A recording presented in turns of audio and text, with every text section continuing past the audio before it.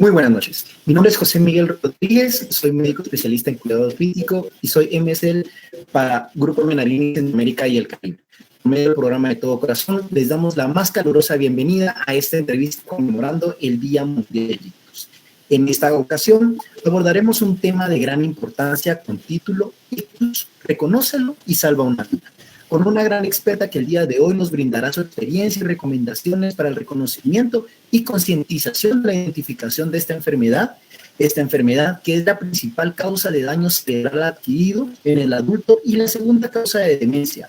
Pero, ¿sabemos cómo detectar si una persona está presentando un ictus? ¿Cuándo consultar? ¿Qué debemos hacer? ¿Qué podemos hacer para prevenirlo?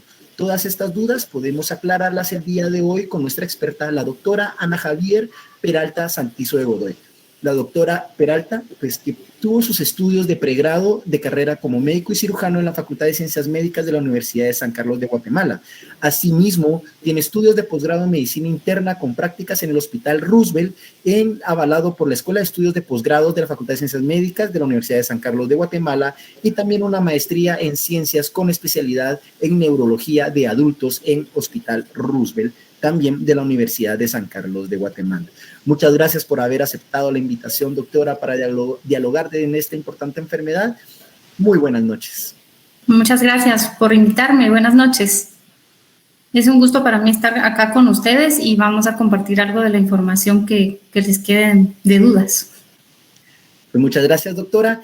Y pues creo que una de las dudas que va a surgir inmediatamente de toda nuestra audiencia, principalmente por el título, es ¿qué es ictus, doctora? ¿Cómo nos podría explicar usted el término de ictus o a qué se refiere en neurología con el término de ictus? Bueno, ictus es un término que utilizamos para referirnos a problemas de vasculatura cerebral, es decir, lo que nosotros en términos un poco más médicos hablamos de evento cerebrovascular. Estamos hablando de áreas del cerebro a las cuales hay dos opciones, ¿verdad? O no llega adecuadamente la sangre, en ese caso es un ictus, digamos, o un evento cerebrovascular isquémico por falta de sangre que deja de funcionar un área del cerebro. Y está la contraparte, que es la hemorrágica, ¿verdad? Que es cuando pues, hay hemorragia cerebral también por daño a algún vaso, una arteria o una vena del cerebro, y que nos pueden dar síntomas neurológicos muy específicos del área. Y al referirse con los síntomas específicos del área, doctora, ¿cómo podemos identificar que una persona pues está pasando por un evento de ictus o cómo identificar que una persona está teniendo pues este evento? Lo particular de estos eventos es que son súbitos. Casi todo lo que es vascular en todo el cuerpo, particularmente en el cerebro, es de repente, pasa de forma inesperada.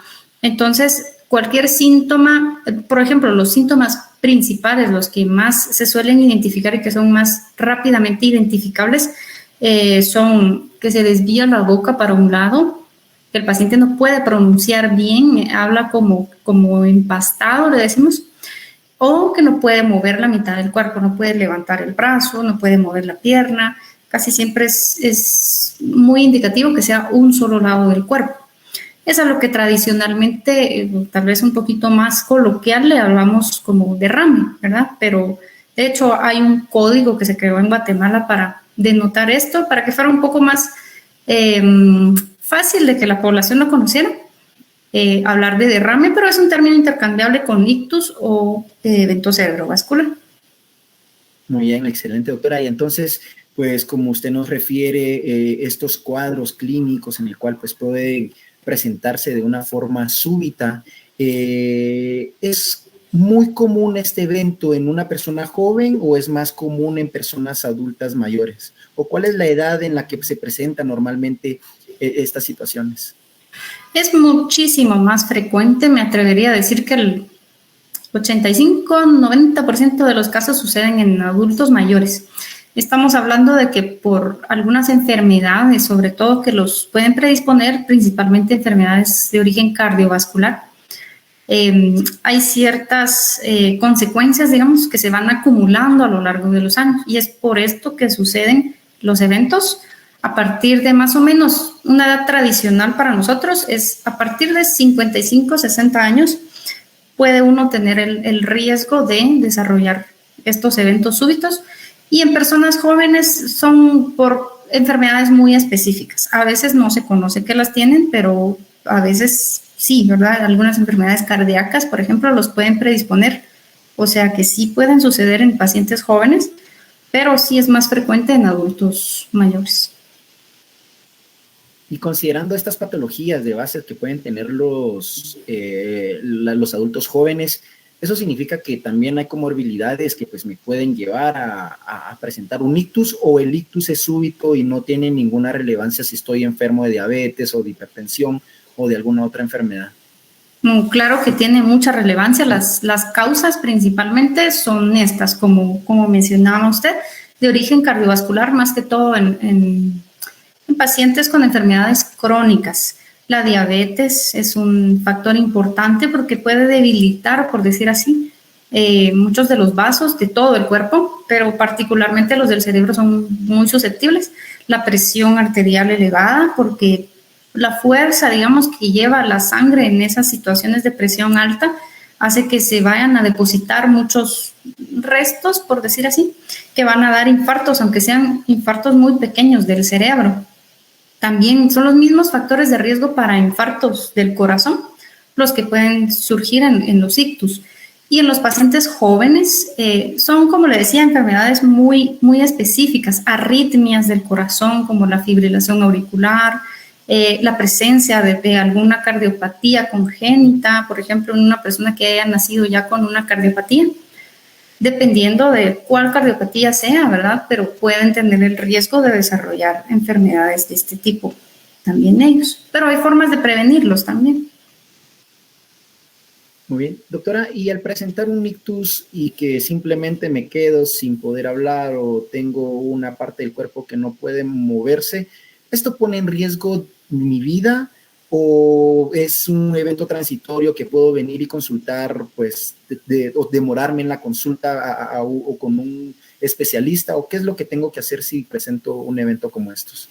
No, definitivamente si algún familiar, sobre todo un familiar, nota que la persona tiene, o uno mismo nota que no puede mover la mitad de su cuerpo, tiene cualquiera de estos síntomas que mencionamos, lo más importante es actuar rápido. Primero, la educación a la gente, como este tipo de eventos que está haciendo Menarini, son muy importantes para que logren identificar los síntomas que son de alarma.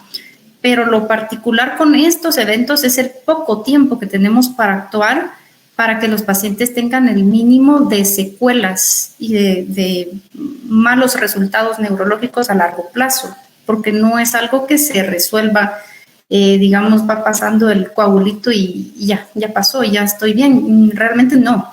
Es un coágulo que va y tapa la arteria y no permite que la circulación, o sea, la sangre llegue a ese pedacito del cerebro. Pero la función de ese pedazo del cerebro no se puede restablecer si no se deshace el coágulo. Entonces tenemos un periodo que estrictamente es de 3 horas para actuar y se ha extendido a 4 horas y media exactamente en algunos casos selectos, pero ahí estamos tomando en cuenta el reconocimiento de los síntomas, el traslado del paciente a un hospital que lo pueda atender, o sea, que sí le pueda dar el tratamiento, los exámenes que se necesitan para saber si es, por ejemplo, un evento isquémico, o sea, por falta de sangre o por hemorragia, que se tratan diferente. Y del trámite, digamos, de adquirir el medicamento, llevarlo al paciente, inyectárselo y esperar a que empiece a hacer el efecto. Son varias cosas las que hay que hacer y si ustedes se dan cuenta, 4 horas y media realmente es algo, una ventana, le decimos una ventana de tiempo muy reducida y por eso es importante que la gente lo conozca y trate de trasladar a sus pacientes lo más rápido posible. Y si ese traslado debe hacerse rápido, usted nos mencionaba signos de alarma, signos de alerta. ¿Cuáles son estos signos de alerta que me tienen que decir, bueno, tienes que accionar ya, tienes que responder, tienes que llamar a una ambulancia, tienes que trasladar a mi paciente? ¿En qué me tengo que dar cuenta de los signos de alarma que usted nos menciona? Esos 3 signos de alarma que normalmente son más fáciles de vigilar son esto, ¿verdad? Que se tuerce la boca para un lado, se le nota que el paciente tiene la mitad de la cara, digamos, para un lado. No puede movilizar bien el ojo tampoco. No puede hablar bien porque no puede pronunciar bien, o tampoco puede, digamos, articular palabras. No puede hablar, aunque intente, ni siquiera le salen mal pronunciadas. No puede hablar. No les entiende lo que están diciendo, por mucho que hable, puede ser el habla incoherente, ¿verdad? Decir cosas al azar, pero no responde realmente lo que ustedes les preguntan. Algo súbito, ¿verdad? Que sucede y que persiste así un tiempo, y que definitivamente lo más notorio por lo general y que les puede provocar hasta caídas es que no puedan mover la mitad de su cuerpo. Esos son principalmente los síntomas más notorios. Claro que pueden haber síntomas menos aparatosos tal vez, o menos identificables solo con algunas cosas más específicas, como por ejemplo que de repente no puedan caminar bien o no puedan coordinar para hacer cualquier actividad. Todas estas cosas que sucedan así, que de repente no puedan hacer actividades que normalmente sí pueden, incluso como alimentarse, deben hacer sospechar que algo extraño está pasando, y de preferencia, para no perder ese valioso tiempo, consultar a una emergencia. Pero debería ser a una emergencia, como les mencionaba, que pueda estar preparada para llevar a cabo el tratamiento que necesiten. Parte de la audiencia que tenemos hoy tienen una pregunta, doctora. Si mi tiempo estimado para poder atender al paciente o llevar al paciente a una emergencia es de 4 horas y ya identifiqué los signos de alarma, ¿hay algo que yo pueda hacer en casa para ayudarlo en ese periodo o tengo que correr inmediatamente al hospital? No, lo más adecuado es correr inmediatamente al hospital, porque el medicamento que se puede usar para un paciente que tiene un evento isquémico es exactamente lo que puede empeorar a un paciente con un evento hemorrágico. Entonces, para distinguirlo siempre para administrar cualquier medicamento, los neurólogos vamos a necesitar una tomografía. Y eso definitivamente solo se puede hacer en un hospital que tenga la tomografía local, que no lo mande a otro lugar para que regrese, porque eso es pérdida de tiempo también. Entonces, la tomografía es la que nos ayuda a distinguir es sangre o no es sangre. Entonces, ya con eso se puede tomar la decisión. Pero ahí a ese respecto también hay algunas otras enfermedades que se pueden asemejar y que no necesariamente son un derrame. Entonces, sí vale la pena que lo evalúe un médico que esté capacitado para eso, para tomar la decisión de dar el medicamento o no. Y ya llevando al paciente a la emergencia, logramos disminuir esa ventana de tiempo de 4 horas máximo en algunas situaciones que usted misma lo refería. Y identificamos muy bien la emergencia, los signos de alerta, de alarma, y consultamos a la emergencia. ¿Qué esperamos luego de esto en nuestros pacientes? ¿Cuál es la repercusión de este evento en relación al periodo temprano o a largo plazo con estos pacientes? Bueno, si el paciente se lleva dentro de un periodo prudente, dentro del periodo ventana que hablamos, podemos esperar que se puedan revertir casi por completo los síntomas que llevaba. Es decir, que si no podía hablar, que le tenía la cara torcida y no podía mover la mitad del cuerpo, puede ser, eso también depende de la severidad que se va a determinar también por un especialista, pero puede ser que el paciente mejore en un 90% de sus síntomas. Claro que hay que hacer la aclaración, que se lleva el paciente dentro del periodo de ventana, se hacen los exámenes necesarios desde tomografía hasta pruebas de coagulación para ver cómo está la sangre, para ver que no hayan problemas realmente de riesgo de sangrado. Hay que ir revisando algunas contraindicaciones que pueden tener los medicamentos que se utilizan. Por ejemplo, que hayan tenido cirugías recientes, cosas de este tipo que podrían complicarse si uno administra el medicamento. Entonces, no siempre, o sea, siempre lo va a tener que evaluar un especialista para tomar la decisión de administrar el medicamento. O sea, pueden llegar con toda la presteza ustedes, con toda la rapidez necesaria, pero pueden llegar a toparse con que no se le pueda administrar el medicamento a su paciente por alguna razón importante. Claro que deberían comunicárselas y explicarles por qué no, pero es una posibilidad. La mayor parte de las veces realmente no hay contraindicación, el problema es el tiempo. Por eso hago énfasis en esto que en Estados Unidos se maneja como tiempo de cerebro, ¿verdad? Es una campaña que ellos tienen a nivel nacional para reducir las secuelas, sobre todo, que pueden pasar. Y ahí vamos a la parte de si no llego dentro del periodo de tiempo necesario para actuar, entonces, pues, puede que los síntomas, la presentación de los síntomas del paciente en el momento no sean exactamente como el paciente va a quedar necesariamente, porque hay un centro, digamos, más específico del cerebro que se afecta y alrededor también está como inflamado, pero no necesariamente está perdido esa parte del cerebro. Por lo tanto, hay ciertas capacidades que todavía podría recuperar a largo plazo y con ayuda de terapia física, por ejemplo, pero definitivamente las oportunidades son muchísimo más si se le puede trombolizar, que se llama el procedimiento que hay que hacer. Entonces sí podríamos esperar muchísimo más discapacidad si no se les puede administrar el medicamento de emergencia. Muy bien. Una de las preguntas en nuestra audiencia que pues nos envían es, tienen una duda específica. Si se olvidan las palabras para hablar, ¿quiere decir que es ictus o es algo diferente? Muy probablemente es algo diferente. Que se olviden algunas palabras y después se recuerden, la mayor parte de veces nos pasa que estamos algo distraídos, podamos estar un poco ansiosos o estresados, pero eso no necesariamente quiere decir que nos esté dando un derrame. Esto pasa muy súbitamente, los ictus son eventos muy bruscos en los que definitivamente no es que se olviden las cosas, es que no se pueden pronunciar, pueden tenerlo en la mente, pero no pueden decirlo. Eso se llama afasia, es un síntoma neurológico de que está afectada el área del lenguaje del cerebro. O puede ser de otra forma. Pueden tener bien claro qué es lo que quieren decir y pronunciarlo mal, solo decirlo de una forma que no se entiende, ¿verdad? Que no lo pueden entender las personas. Eso es todavía más indicativo porque pues eso ya no se le puede atribuir a que uno se le olvide, que esté distraído o algunas otras cosas, ¿verdad? Eso es tal vez un poquito más llamativo. Y doctora, usted se refería a las repercusiones del post-evento en el cual pues puede llegar a tener hasta un 90% de recuperación en lo que es la actividad cerebral después del daño, pero el ictus en sí es una patología que preocupa por su repercusión en la calidad de vida de los pacientes. Durante toda su carrera, ¿cómo ha percibido el impacto de la enfermedad en los pacientes y en el entorno familiar?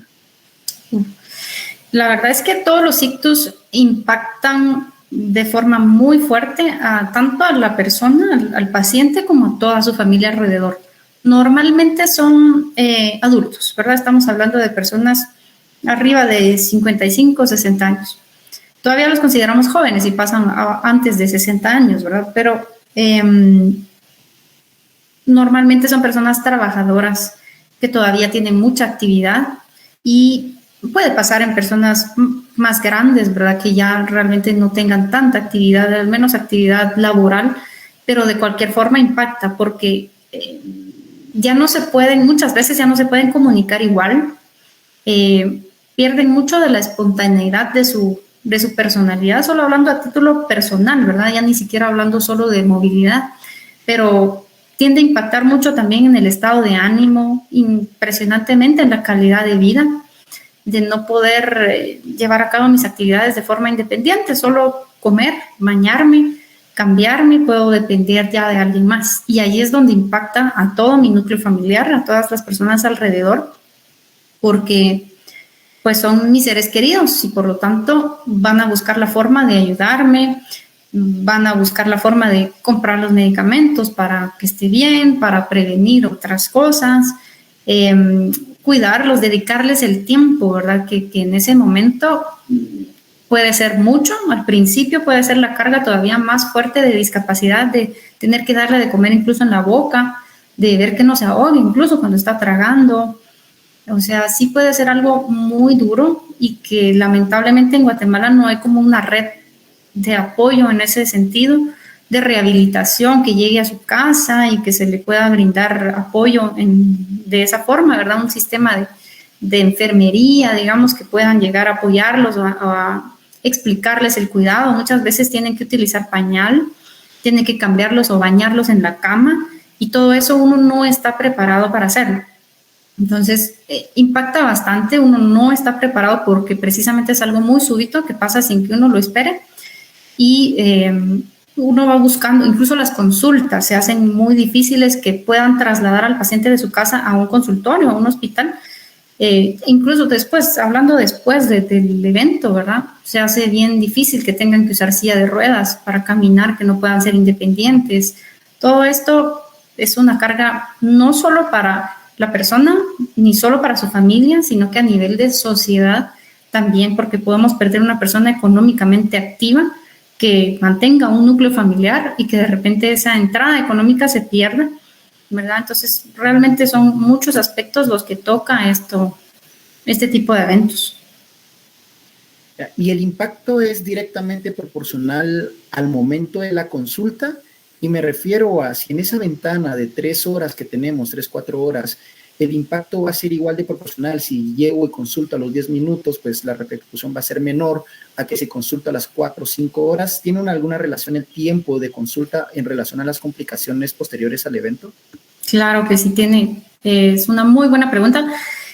Como les decía, esa frase que utilizan en Estados Unidos, la de tiempo de cerebro, es crucial porque es cierto, a medida que pasa más tiempo, más neuronas se van perdiendo de no tener su irrigación sanguínea, ¿verdad? No tienen nutrientes para sobrevivir. Entonces, literalmente, las neuronas van muriendo poco a poco.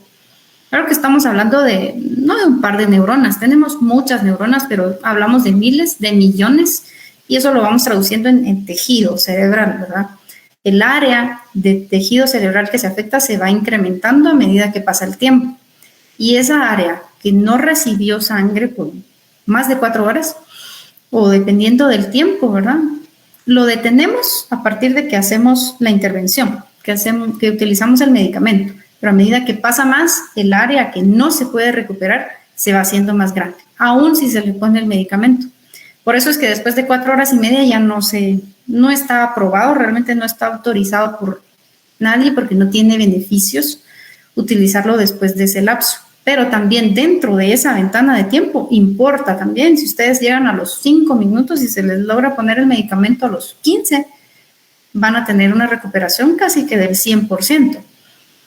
Cada vez disminuyendo la probabilidad de mejoría a medida que se termina el periodo dental. Una de las preguntas que nos llegan a la plataforma dice así: buenas noches, doctora. ¿Cuánto tiempo después de un ictus se restituyen las funciones en caso de una hemiplegia?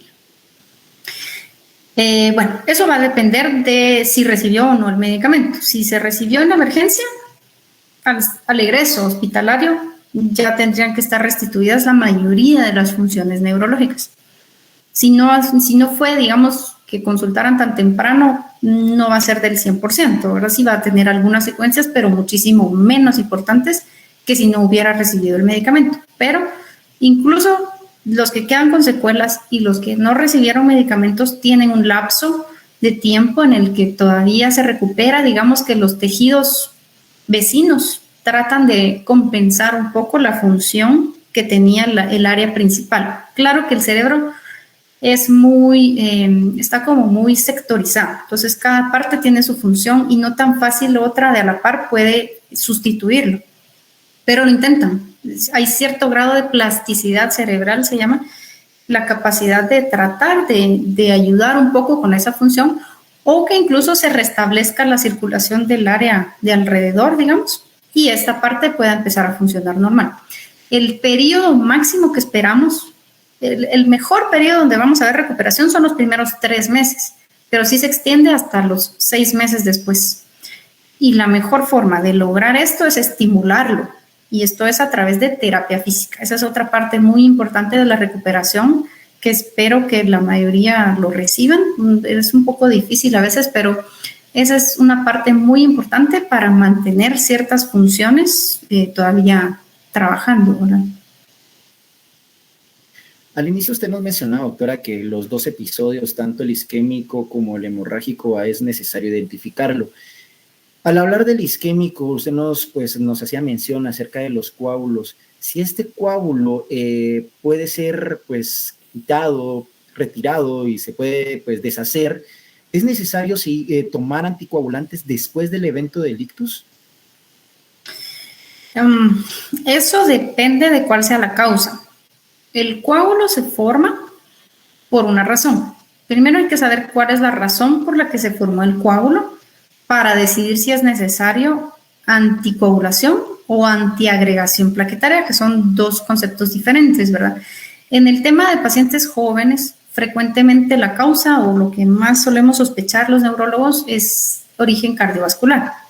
Y ahí más me refiero a arritmias cardíacas y problemas congénitos.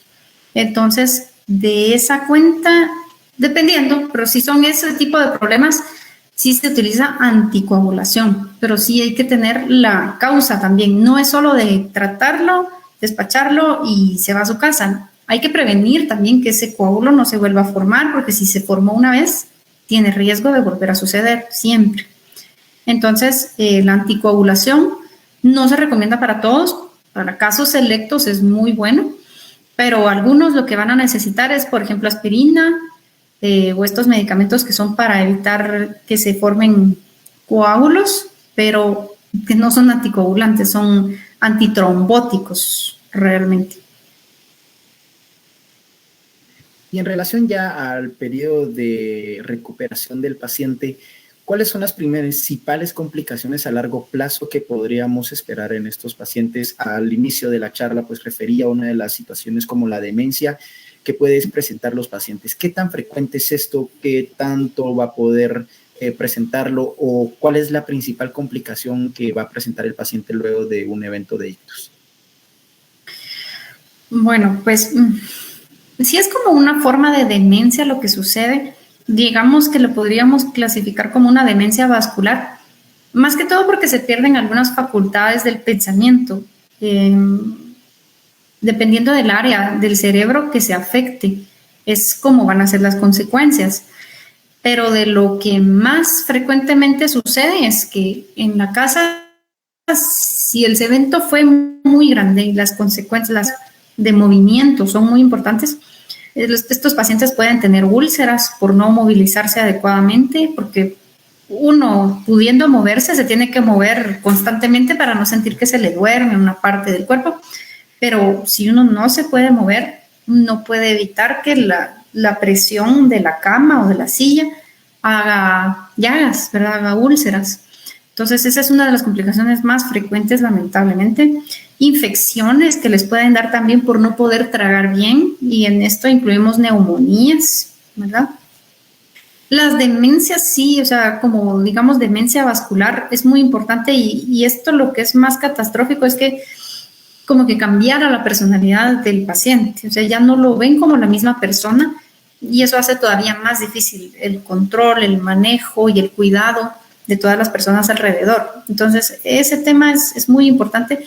De lo más común que sucede también es depresión, porque están conscientes muchas veces de lo que les pasa, de lo que ya no pueden hacer, de lo que ya no van a poder hacer, y tal vez lo perciben un poco como que son una carga muchas veces. Entonces, ese tema también es bien importante, y es importante abordarlo en ellos porque también ayuda a la recuperación, que ellos tengan el ánimo de recuperarse, de hacer sus ejercicios de terapia física, también es de lo principal para que logren salir adelante y logren tener mejor movilidad y mejor recuperación. Gracias, doctora. Otra pregunta de la audiencia dice, ¿la edad predispone a la recuperación? ¿Tiene una relevancia la edad del paciente al presentar el ictus con respecto a su recuperación? Sí, definitivamente. Los pacientes entre más jóvenes tienen mejor recuperación. Es algo catastrófico para la mayoría de gente que esto suceda en una persona joven, pero sinceramente la recuperación, la plasticidad cerebral de lo que les hablaba, esa capacidad del cerebro de intentar compensar lo que sucedió, es muchísimo mayor cuando uno está más joven. De hecho, hay muchos de estos eventos que suceden intraútero y en los bebés periparto. Esos son los eventos que uno normalmente no se da cuenta o que no manejamos los neurólogos de adultos. Pero son las parálisis cerebrales infantiles. Entonces, esto sucede, pero ellos tienen una capacidad de recuperación muchísimo más grande. Entonces, se puede ver como que las secuelas no son iguales, pero es porque son en menor medida de lo que le sucedería a un adulto mayor. Pero sí hay una importancia en este sentido también, ¿verdad? Aunque es menos frecuente que suceda, claro, pero sí hay diferencia. Al hablar del tratamiento surgió una duda en la audiencia y dan la siguiente pregunta. ¿Cuál es la diferencia entre antiagregante plaquetario y anticoagulante? La diferencia básicamente es las vías por las cuales no permiten que se formen los coágulos, porque los antiagregantes plaquetarios van a no permitir que las plaquetas se unan unas con otras, ¿verdad? Digamos que las plaquetas a veces cuando hay alguna lesión, algún golpe que uno tiene, se irritan y por lo tanto se unen. Ellas son las que forman el coágulo, unas acumuladas unas sobre otras, por decirlo así. Eso es lo que forma el coágulo y atrapan eritrocitos y atrapan a todas las células que puedan ahí. Pero esta es como la primera vía de coagulación que uno puede tener. Sucede por cualquier causa que los pueda irritar, pero los anticoagulantes van a un mecanismo más profundo, un mecanismo diferente, que son los factores de coagulación, son proteínas de la sangre que activan una cascada que es un poco más difícil de detener, digamos. Entonces, a esa vía va la anticoagulación, es para enfermedades más específicas y no para, digamos, más específicas de la sangre, que uno tenga la predisposición a formar coágulos graves. Entonces, por esta razón. Pero los antiagregantes plaquetarios están indicados en otras enfermedades que tengan la predisposición de hacer esa irritación, digamos, en las plaquetas, como, por ejemplo, tener hipertensión, tener diabetes, que no es que sean enfermedades que afecten la coagulación directamente, pero pueden generar cierta irritación a los vasos sanguíneos, a las arterias. Entonces, ahí es a donde van a actuar ellos. Estos son más para una prevención, un grado de prevención más leve, digamos, y la anticoagulación es un grado más alto. Por eso hay indicaciones diferentes para cada uno. Muy bien. Y al mencionar en estos momentos prevención, también surge una duda en la audiencia. ¿Hay alguna forma de prevenir el ictus? Sí, pues hay muchas formas de prevenir el ictus. En general, la principal prevención es controlar sus enfermedades crónicas metabólicas, que son diabetes, hipertensión, colesterol alto, tener enfermedad de arteria periférica, se llama también, es algo que va en todo este mismo continuum de enfermedad metabólica. La obesidad en sí también puede ser un factor de riesgo. Fumar también es un factor de riesgo, ese es un factor de riesgo que se puede retirar, pues a veces no tan fácilmente, pero es algo bien identificable que puede prevenir no solo ictus o infartos cerebrales, sino infartos, cardíacos, sino que muchas otras enfermedades, ¿verdad? Entonces, eso es más que todo. O sea, el mensaje de prevención es más bien, no siempre piensen específicamente uno solo en ictus, sino mi médico me está tratando mi enfermedad de diabetes o hipertensión, me deja medicamentos y metas. O sea, me puede decir, no está bien controlado, necesito subirle al medicamento por una razón. O sea, es esta, es evitar estos. Estos son los tipos de eventos más catastróficos para nosotros y los que más tenemos en mente, pero esto es el objetivo de todo el tratamiento de esas enfermedades. No es solo decirle a usted, mire, no me gusta que coma azúcar o me gusta que esté tomando su pastilla de la presión. No es por uno, ¿verdad? Sino es por la visión de que a largo plazo esto es lo que acarrean estas enfermedades. Y hemos hablado, pues, en esta noche de lo que es el ictus, cómo se presenta, sus signos de alarma, el momento adecuado para poder consultar el tratamiento que se necesita, el tratamiento posterior, la terapia física y todas las diferencias entre uno y otro tratamiento. En conclusión y en resumen, doctora, ¿cuál sería su recomendación para toda la audiencia en respecto a esta enfermedad? Bueno, como esta audiencia en específico fue invitada porque tienen cierta cercanía a, creo, al programa de Todo Corazón, entonces uno de los principales mensajes en resumen es prevenir estas enfermedades, tener el tratamiento adecuado para estas enfermedades metabólicas crónicas es de lo más importante. Existen formas de tratar los derrames, los infartos, pero la prevención siempre va a ser lo mejor. Ya sabemos que hay cierto rango de consecuencias de los derrames que no vamos a poder evitar del todo. Entonces, la prevención siempre va a ser lo primero. Apegarse a sus medicamentos, utilizar medicamentos que estén bien documentados, que sirven, ¿verdad? Que sí está, digamos, bien comprobado, que le van a ayudar con su enfermedad, no algunas recomendaciones que lamentablemente quisiéramos que fueran tal vez más simples o más fáciles. A veces vale la pena el esfuerzo de cuidar de su salud crónicamente, paso a paso, como se tendría que hacer. Y en el momento de que lamentablemente suceda algo como esto, reconocer los síntomas que habíamos hablado, puede torcer la cara, se puede dormir la mitad del cuerpo, puede no poder hablar súbitamente. Todo esto tiene que ser súbito para que encaje con un ictus, ¿verdad? Entonces, actuar lo más pronto posible. Es mejor, por tema de tráfico y todo lo que hay en todos lados ya, pedir una ambulancia, creo que sería lo más adecuado para que los trasladen rápido.